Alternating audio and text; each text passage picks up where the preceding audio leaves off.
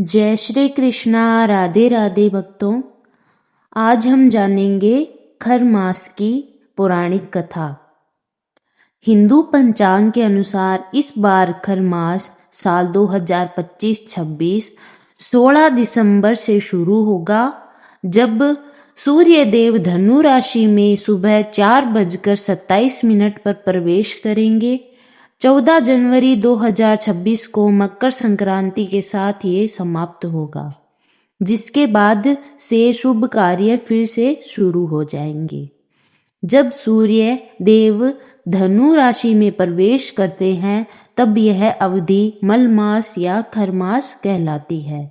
शास्त्रों में स्पष्ट कहा गया है कि इस समय किसी भी मांगलिक कार्य जैसे विवाह, मुंडन, गृह प्रवेश या यज्ञ का आयोजन नहीं किया जाता। कारण यह है कि इस मास में सूर्य को तेज कमजोर माना जाता है और यह समय ग्रहों की ऊर्जा संतुलन के लिए उपयुक्त नहीं होता। खर मास क्यों कहा जाता है? खर मास शब्द दो भागों से मिलकर बना है। खर जिसका अर्थ है गधा, मास जिसका अर्थ है महीना। इस नाम के पीछे एक रोचक पौराणिक कथा है, जिसे समझने पर आप जान पाएंगे कि इसे खरमास क्यों कहा जाता है। पौराणिक कारण खर यानी गधों का महीना।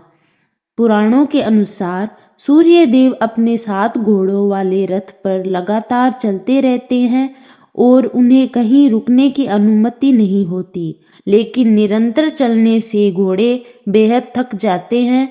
न भूख प्यास मिटती, न विश्राम मिलता। सूर्य देव घोड़ों को राहत देना चाहते थे, लेकिन रथ रोकना संभव नहीं था। एक बार सूर्य देव घोड़ों को पानी पिलाने तालाब के पास ले गए। उसी समय उन्हें तालाब किनारे 2 खर दिखाई दिए। सूर्य देव ने घोड़ों को आराम देने के लिए उन गधों को रथ में जोड़ दिया और रथ अपनी गति से चलता रहा, लेकिन अब गति बहुत धीमी हो गई। गधों के साथ साथ रथ धीरे धीरे चलता हुआ पूरा 1 मास निकला। इस अवधि को ही कहा गया खर मास, यानी गधों द्वारा खींचा गया महीना, इसलिए यह नाम पड़ा खर मास। खर मास को अशुभ क्यों माना जाता है?